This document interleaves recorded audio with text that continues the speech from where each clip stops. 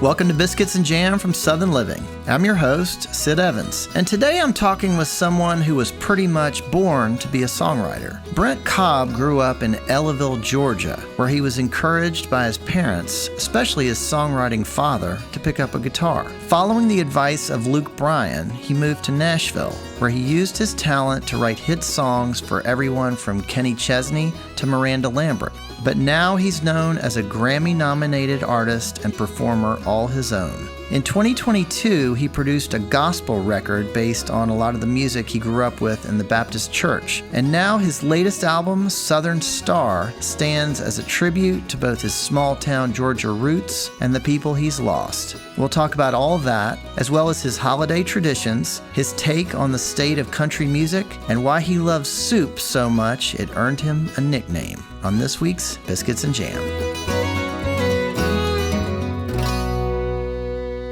Brent Cobb, welcome to Biscuits and Jam. Thanks for having me. Glad to be here. So where is here exactly? Where am I reaching you right now? I'm in Charlottesville, Virginia. I'm in the basement of the theater that we're playing, the Jefferson Theater. Yeah, we're on the second leg of the Southern Star tour. We had about 10 days off after a month long of the first leg, and now we're back on the road for another month.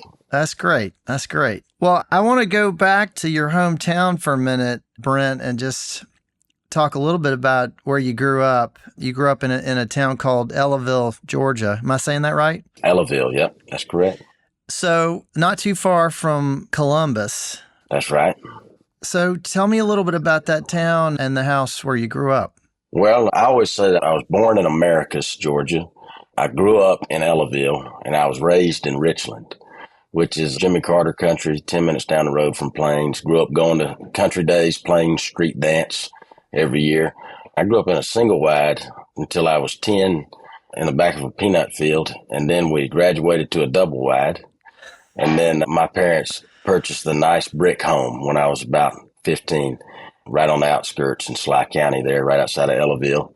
And Ellaville itself is your quintessential small South Georgia town, you know, one red light. My Spanish teacher in ninth grade, Dr. Lopez, he was telling us that Ellaville actually in Spanish translated to small town. Ella. Oh, really? Ella is petite and feminine, and then Ville is town. So it is actual small town. Oh, that's great. Population 1,609. Okay, so not tiny. There's a few folks living there. Yeah, there's a few. Is there a lot of farms around there? Oh, yeah. Where I grew up, again, we're about 5 minutes outside of town and surrounded by peanut fields or cotton fields or corn fields, depending on the year. Just real rural, a lot of dirt roads, you know, just kind of what you would imagine in southwest central Georgia. And what did your folks do for a living? My dad, by day, is an appliance repairman. He's owned his own appliance repair business for the last 30, 35 years. But on the weekends, he's also a musician. He's a great singer and entertainer. I did not get that gene. I only got the songwriting gene. But he would play and still plays most weekends as a source of a secondary income. And then my mom was a cosmetologist for the first few years of my life. And then when I was in about 7th or 8th grade, she went back to school to become an RN. And she was a nurse, night nurse, during my whole high school career. And now she works in long-term health care. Okay, that's great. Mm-hmm. Well, I've read a little bit about your dad and the fact that, you know, he is a talented musician. What's your relationship to him when it comes to music? Oh, well, a lot of fathers and sons may be mechanically minded, and they spend their quality time building an engine on an old truck or something. And me and my dad always, my whole life, spent our time talking about songs and listening to radio shows and picking and grinning, and we bonded over music, still do. That started pretty early, right? That started when you were For sure. a little kid. Yeah, single wide walls are thin. And I can remember hearing them even after I'd go to bed, my dad writing on a song. He would always include me. He would ask what I would think about this song that he was working on, or we'd record into this little recorder and he'd have me sing. He wasn't molding me to do anything. I just was interested, you know. He'd leave a guitar lying around and never was off limits. Like, he always felt like if a guitar is there, it's to be used. It's not to be hung up. All my life, it was always accepted and encouraged, and it's just part of our relationship. And to this day, do you still kind of, I don't know, bounce songs off of him, bounce lyrics off of him, that kind of thing? For sure. When I started really writing songs, you know, serious songs, when I was 12, 13, that I was trying to craft, he was one of the first people that was like, you got to give it a double meaning. The best songs always have a second meaning below the surface. And then since we moved back to Georgia in 2018, I lived in Nashville for 10 years and then LA a couple of years before that. And then when my daughter was born and I started touring again, me and my wife relocated back down there. So I co-write with my dad a lot. I co-write with my wife a lot because I'm not in Nashville on Music Row writing with a bunch of other co-writers. And so it's real natural because it's really something that we kind of always did. Yeah. It's such a part of the Nashville culture that everybody is co-writing all the time, isn't it? You know, specifically Music Row and staff writers. You know, if you go the publishing deal route, Roger Miller did that, and Willie Nelson and Dolly Parton and a bunch of them, most of my heroes. The way that it works is you get a publishing deal, and those publishers introduce you to other publishing companies' writers, and then you get together in a room at 9, 10, 11 o'clock in the morning and write for a few hours, and you get paid a draw to do that monthly, and with hopes of landing a cut on a radio artist's album. I suppose the co-writing game is really just to better the odds, and back when people still bought albums to hopefully line everybody's pockets, I suppose. I didn't catch that part of it. But yeah, it's still going on. It's still a thing. I signed my first publishing deal in 2009, and those first 2 years, I wanted to co-write. I wrote, doubles and triples every day, 7 days a week, round the clock for 2 years. I just couldn't believe that I was finally getting paid to do that. I wanted to learn and write with as many folks as I could. It's great training. I mean, just to get in the habit of doing that all the time. One of the greatest pieces of advice I ever got early on was from Luke Bryan, and he had invited me to stay with he and his wife for a week between me living in LA and then me actually moving to Nashville. And then when I moved there in 2008, I was working at Walgreens and developing pictures. I was a photo specialist, they say. And I called him one day. I was like, man, what am I doing? I could be doing this back home, working at Walgreens. I didn't move here to do this. And he said, well, buddy, you need to just write and write and write and keep writing. And you're going to develop a whole well of songs that someday you'll be so busy touring and making albums that you won't have time to write the songs. But luckily, if you go ahead and just write them and write them and write them, you'll have a whole bag to pull from. And he was spot on. I still record songs I wrote 10 years ago, That's great advice. So, Brent, I know that you're interested in food, and I always talk a little bit about food on this show. Who was a cook in your family? Everybody.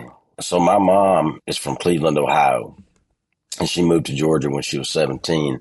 So she didn't really grow up cooking Southern food, but she may be the greatest Southern cook there is now. What do they call it? They call it a damn Yankee, right? Someone that moves from the north and then becomes, she might even talk more Southern than I do. She and my dad, both of them are really, really great cooks. So give me some examples of a couple of dishes that, kind of make you think of home. A good pot of vegetable beef soup with some cornbread on the side and that okra in the last 5 minutes. You don't want to overcook the okra. Beef, brown gravy, onion gravy, mushroom gravy. I'd eat it on tree bark. Red eye gravy. I love gravy. We do this venison sausage and potato soup. It's real good. I like soups. They call me Super Boy out here in the band because I love soup so much. Well, it's soup season right now, so you must be excited about that. So what about on the road, Brent? You spend a lot of time on the road. When you think about Southern towns or cities, that have the best food. What are some of the places that you look forward to the most? Man, there's one place that's not very far outside of Nashville. It's right before you go over Mount Eagle Mountain. There's a place called Simply Southern, and it's owned and operated by these three sisters. My old drummer, Herschel Van Dyke, played with me for 3 or 4 years. Is from that area. But he knew that whole family. And that's how we started going there. I still hit it anytime I can. You walk in, and it's just like you walk in your grandma's kitchen. They have kitchen tables set up, and it's just simply Southern. Everyone should enjoy that sometime. There's another spot in my hometown, Americus, where I was born. Gladys's Kitchen is the greatest Southern cooking restaurant. My wife makes fun of me because every time I go, I travel for a living. I eat all over the place. I'm telling y'all, there's no place better than this one right here. They're the reason why I started liking turnip greens. I didn't like turnip greens growing up, but their turnip greens tasted like fried chicken. I would just get a plate of turnips with no meat or anything because they're so good. Well, the name alone, Gladys's Kitchen, I mean, it's got to be good. Absolutely. It's so good. Yeah. Have you ever heard of I didn't know this was like an old Southern standard dessert, but a butter roll? Have you ever heard of that? I've had a lot of rolls with butter. It's not what you think, though. It's not like a roll with butter. It's a dessert, like bread pudding almost, but not. And it's in this like sweetened broth. It's like a little bite of heaven, my wife says. I'll put it on the bucket list. Well, so Brent, I want to talk about the holidays for a second. This episode is going to come out right around the holidays. And as someone who grew up in this musical household, what did Christmas look like for y'all? Probably the way you would imagine. My sister and I could never sleep. We would get up real early, like 4 or 5, 3 or 4 in the morning sometimes, and the sun would not have come up. I'm sure my folks had just got finished, helping Santa put gifts under the tree, and we'd wake them up and yeah, we did a little picking, then we'd go over to my grandma's house and sit around the fireplace, and people drew names because my dad has such a big family. And then I got a lot of cousins that people would draw names at Thanksgiving to pick gifts for whoever name they drew for when Christmas came. And so we'd open gifts there and then do some picking and then go to my Nana's, my mama's mama. And again, break out the guitars. My Nana never played, but she loved music so much, and she was a dancer. And so we'd play for her. We couldn't go over there without her getting my dad to sing some. So music's just a part of everything? Everything. Are some of these original Christmas songs or just more, traditional? Mainly standards. I'll have a blue Christmas. Yeah, my dad can wear it out, too. He's real good at it. Now you've got a couple kids. How old are they? 9 and 4.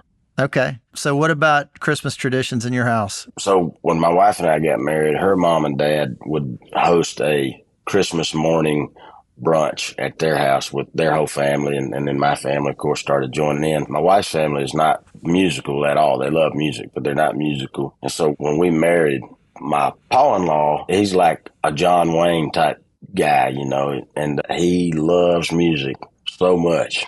And when we got married, it turned into now everybody comes. We have folks that aren't even in the family that'll come to the house because me and my dad and some of my wife's cousin pick a little guitar and we just sit around the living room, the den, and my kids are running around with their little cousins and we're singing all them standard Christmas songs and drinking some eggnog and, just kind of what you would imagine. Okay, so we're also in the middle of football season right now. Were you raised as a Georgia Bulldog? I'm a Bulldogs fan. I will say that in my household, we never followed football. I did a thing with Whiskey Riff the other day, and they asked, "Are you a fan of football?" And I was just like, "I like chicken wings, and I like fall, and I do like the dogs, though. Yes." Yeah, but it's not a complete obsession like it is with some folks. Music is the obsession, I suppose. After the break, I'll talk more with Brent Cobb about his recent gospel record, his new album, Southern Star, and the country music that inspires him.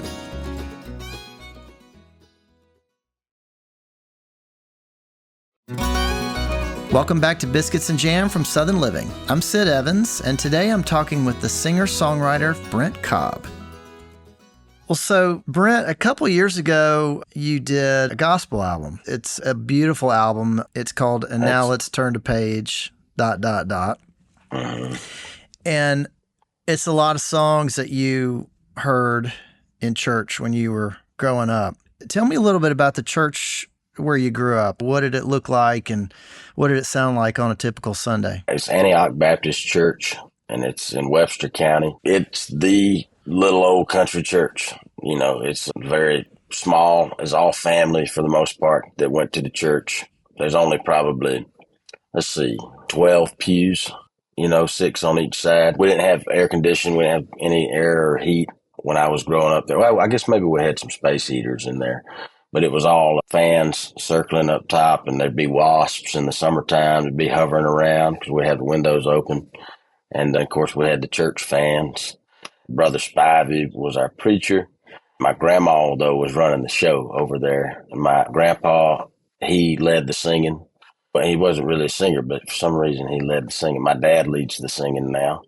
It's just your small little old country Baptist church out in the middle of nowhere off Seminole Road.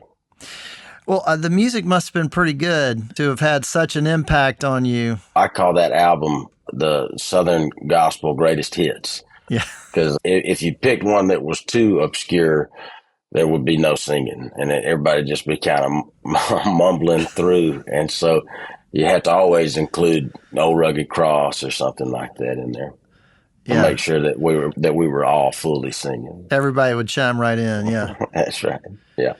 So you recorded this, I guess, 2 or 3 years ago, and I imagine that you're at a stage in your career where, the career's been going great. You must be getting a lot of advice from some people who were a pretty big deal in Nashville.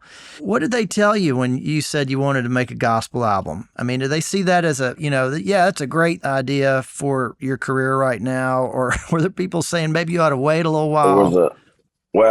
The timing of it really couldn't have been any better as far as doing something that I wanted to do, because I had recently bought back my masters to the very first album that Dave and I did from 2005, 2006, No Place Left to Leave. And I had just re-released that. It was the first release that I released through my own imprint label, 330 Tigers, Old Buddy Records. So we put that album out, and then that album paid for Keep 'Em on Their Toes. And my manager at the time, Don Van Cleve, I remember he hit me up about, hey, you need to be thinking about maybe going in the studio. It's been a year and a half, whatever it had been. I got a ton of songs, but I don't like to go in and just record random songs for no reason and just throw 10 songs together.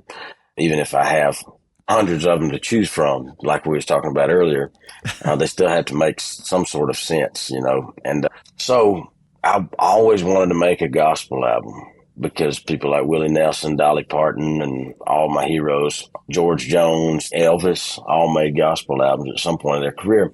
And really nobody gave me any flack. I remember the last week before I went in the studio to make it, I was doubting. I was wondering, man, am I making the right decision to take this little bit of money that I have finally made and go make a gospel album?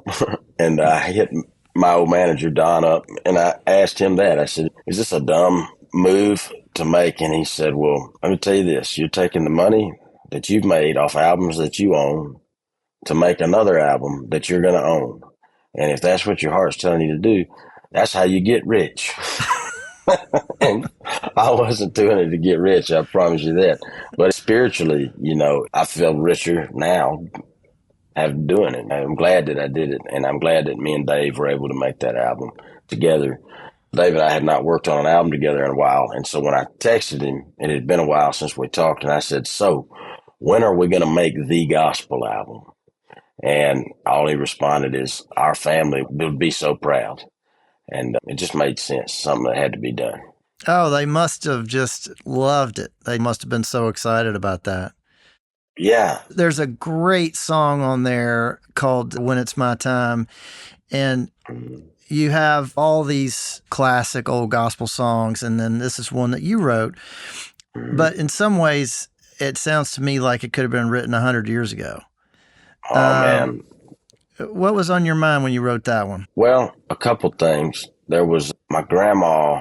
She kept me and my cousins often on the weekends when my dad and my uncle would be playing in their band. And so she'd keep me and my sister, and she'd also keep my two cousins. And so it'd be a house full of kids running around. And then people would come over on Sunday, the whole family. So there's always so much going on in the house.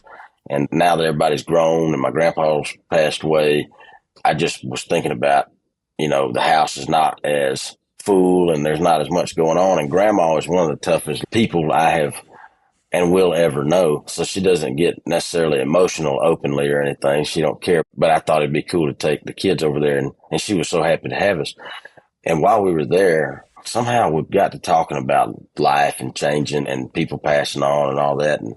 And I asked her something, and she's like, well, it's not up to me. When it's my time, I'm going to go. And so she's not scared of it. And so me and my wife were sitting on the back porch, and we were talking about all of that. And then Mike of Mike and the Moon Pies, they had just lost one of their longtime roadie guys. I was thinking about him. When it hit me on the back porch, we wrote 3 verses in 30 minutes, probably, me and my wife. And I knew that it was a big song. And then I hit Mike up and sent him what we had wrote. And I knew he was going through that at that moment. And so he wrote a verse to it. There's like 8 verses to that song. And we only included 3 or 4 of them. I appreciate you noticing that. I'm proud of that song. And it was the last song that we recorded for the gospel album. Dave and I were going through the old Southern gospel greatest hits and trying to decide what we should include on the album. And I had most of them. And then we got to that 9th one and it was like, I don't know, we could do this one, we could do that one. And I said, well, I got this one song that I just wrote. And he was like, that's a gospel song. Why in the world aren't we recording that for this? And so that's what we did. When it's my time, I'm gonna go. There is no reason for me to stay. I did all of the damage that could have been done. I would have been gone anyway.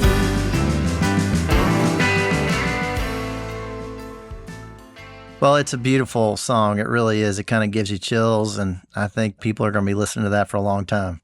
Thank you. Brent, I want to talk about your new album. It's called Southern Star, and I suppose it sounds a little more upbeat, perhaps, and a little more hopeful than some of your other work. Is that fair? Maybe. I don't know. Maybe. It's definitely breezy. Well, it's got a great feel to it, particularly the title track, which is kind of this love letter to the South. I'm just wondering if that had something to do with your move back to Georgia. You lived in Nashville for a decade or so, and then you moved back to Georgia with your family. Did this relate to that move at all? Partly. So my buddy, Rowdy Jason Cope of the Steelwoods, he had passed away. Unexpectedly. Yeah. Mm-hmm. It was, he was the guy in my life that when I moved to LA, he was from Black Mountain, North Carolina, 8 years older than me and had been out there doing it for 8 years or so. And I think he was just so happy that there was another Southerner that was finally out there in LA with him that he really just took me under his wing and helped show me the ropes. And started teaching me how to really study songwriting and really pick it apart. But then also he taught me how to grocery shop. He taught me how to do coin laundry. He helped me grow up in this bigger world. He played with Jamie Johnson for 6 years as a guitar player. And then he started, of course, the Steelwoods. And he was my brother that I could call on my 6-hour drive from the end of a tour. I'd jump in the truck and drive 6 hours home. Or to get on tour, I'd drive 6 hours from Georgia. It's my only time alone. But I would call Rowdy on those drives and we'd talk about the business and we'd vent to each other because I can't just call my buddy back home and have any kind of complaining to do about playing music on the road, because, they're out there, linemen, they're like, oh, they wish they could be doing hard. that. Yeah, right. Yeah. And so me and Rowdy would talk for 2 hours. So when he passed, I was thinking about him and how much influence he had on a lot of the independent country music that is of recent years flourished. And people may not even know that he had that influence. And I was thinking, well, man, he may not have been a superstar, but if nothing else, he was a Southern star.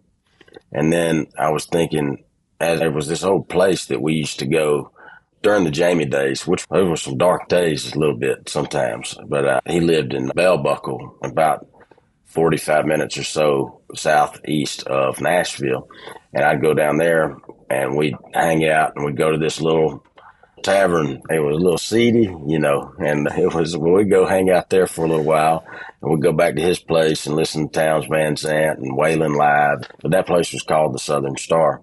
And so it was those two things. But then also when I was in LA, you always hear if you get lost out there in the woods or something, then you look for the Northern Star to give you direction and guide you back home. But I was from South Georgia, so I looked for the Southern Star. I tried to put all of those meanings in there. Yes, it's a love letter to where I'm from, but I try to be universally personal or personally universal. Not so different from Dolly with Tennessee Mountain Home album. It's so personal. All those everybody stories, relates to it, yeah. But it's universally personal. That was the goal with that song. So is the album kind of a tribute to him? For sure. The whole album is. Absolutely. Yeah. The last day of recording, we had 9 songs recorded, and I'd recorded all the songs that I knew needed to be recorded for the album, but I wanted it to be a 10-song album. And I couldn't figure out that last one. And the morning I was getting ready, and everything was good, and there was no problem or anything, and all of a sudden out of nowhere I just got crazy emotional. Like it wasn't even about anything. I don't even know what happened. And it occurred to me that I needed to record this song Miss Ader that Sally J, who's also from Georgia, had written and recorded in 2006, and Rowdy played on that album. My first trip out there, I was too young to go in the bars, and she was having a showcase for her album Amarillo. And in order to get me into the hotel cafe, she asked if I would sell her merch that evening. And I had never even sold merch. But then Sally and her mom was out there, and she was super Southern from Sylvester, Georgia. And they knew how homesick I was. And her mom cooked us a big Southern fried chicken and greens and gravy and mashed potatoes to comfort me. And it was such, again, a light of a Southern Star in this timeline of my life. And so I knew then I had to record. That was the 10th song. Well, on the way to the studio, it's on a Sunday, and there's no cars out because everybody's at church, And in the middle of the road, hovering over the road, is a silver star balloon. I was like, all right, Ralph, I hear you. So that's the last song that I got to put on there. Wow, that kind of gives me chills just hearing that. Me too. He was speaking to you. Absolutely. The rain in Sylvester falls harder than anywhere, like the devil's got his fist on your house. And the dirt roads and tobacco fields have looked the same for all these years, like God forgot to finish this town. I think God forgot to finish this town. There's so many good songs on this album. I want to ask you about one more called When Country Came Back to Town. I love the video of this too. You're kind of a gray-haired old man, and you're sitting on a couch and you're reading a story to a couple of kids. My grandchildren. And you're talking about all the artists who kind of put the country back in country music. Do you feel hopeful about where country music is going? Yeah, that song, more than anything, is a celebration in the rise of independent country artists, because I came up in a time, again, it's the mid-2000s, 2005, 2006. If you were doing anything that wasn't of the huge commercial country radio format, and you were trying to do something independently without a label, you just could barely be heard. There was just no way to be heard. And so over the course of nearly 20 years, I have watched one artist lead to another in real time. I was actually there physically, and I feel like I have a unique perspective on where we are now. It gives me hope that obviously independent country artists can be heard now, finally, thank goodness. But there was a lot of people who laid that foundation down. And I thought it was important to tell that story. I was there when Shooter was putting the O back in country, and that led to Jamie doing his Lonesome Song album. But then I was also there for the bro country thing that was happening, and I was seen friends all with of it, Luke, yeah. and yeah, I was there for the whole thing, and it's been such a debate for so long, like, what's country music? Is that country music? Well, just like the chorus says, maybe it left, maybe it didn't, maybe it was found, who really knows? But I do know that some good things are happening now. You know, I'm glad that I'm around. Some say it never left, some say that it got saved, some say like everything it changes over time. Well, all I know for certain is I'm glad I was around when country came back to town. Oh, when country came back to town. Well, you're certainly not doing the bro country thing, but at the same time, you've been on the road playing in front of some huge audiences. You were touring with Luke Combs. What are some things that you've learned from Luke as an artist and a performer? Man, it's hard to answer that question because it sounds like I'm being boastful or like I'm bragging or something. But in 2014, I got a call from a buddy of mine from Ellaville, Andy Miller, who I had talked into moving to Nashville. And at this time, my daughter had just been born, so I wasn't touring at all. But Andy called me and said, man, there's a singer that just moved to town from North Carolina, and he's a fan of your music, and he just wants to like hang out and have a beer and ask you questions. Would you be into that? Because at the time, I'd already been doing it for a while, you know, almost 10 years. And I said, well, I don't know what advice I can give him, but sure, I can drink a beer with him for sure.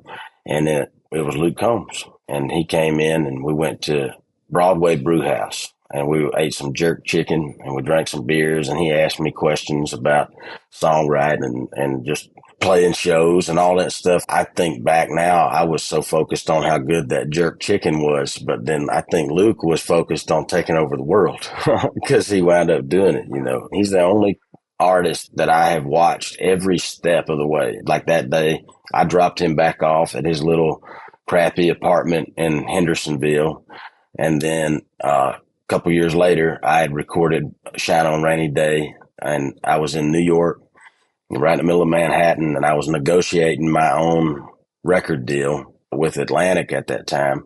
And Luke, while I was sitting in this hotel, he sends me his SoundCloud link to his album that had Hurricane on it. And I said, well, you show me yours, I'll show you mine. And so I sent him a SoundCloud link to Shine on Rainy Day. And, of course, his went on to just explode, and he becomes this worldwide superstar. And mine got nominated for a Grammy. Yeah. But, not too shabby there, Brent. No. I saw him have this apartment in Germantown, and now I've been out to his amazing property outside of Nashville. You know, it's just watch and I root for him, if nothing else. Well, Brent, I just have one more question for you, and I feel like we've kind of been talking about this the whole interview, but what does it mean to you to be Southern? I think that sometimes you rock and sometimes you roll and sometimes you're a little country and sometimes you're a little soul, and it's all Southern. There's a reason why people who aren't from the States, when they come to the States, there are specific cities that they want to visit. They want to visit New York. They want to visit LA, and maybe some other places in between. But then they also want to visit the South as a whole. I don't know what it means to be Southern. I just am. And I'm grateful for it. And it's complicated. It's complex. It's simply complex. Yeah. Yeah. Well, it sure comes through in everything you do. And I just want to say congrats on all the new music and the tour and everything you're doing. Thanks very much. It's great stuff, and I can't wait to hear more of it. Brent Cobb, thanks for being on Biscuits and Jam. Thanks for having me. Thanks for listening to my conversation with Brent Cobb. Southern Living is based in Birmingham, Alabama. Be sure to follow Biscuits and Jam on Apple Podcasts, Spotify, or wherever you listen. And as always, we'd love your feedback. If you could rate this podcast and leave us a review, we'd really appreciate it. You can also find an archive of every episode at southernliving.com/biscuitsandjam. Our theme song is by Sean Watkins of Nickel Creek. I hope you'll join me next week when I'll be talking with the world-famous chef Emeril Lagasse and his son, EJ, who's taken the helm of his father's flagship restaurant. We'll see you then.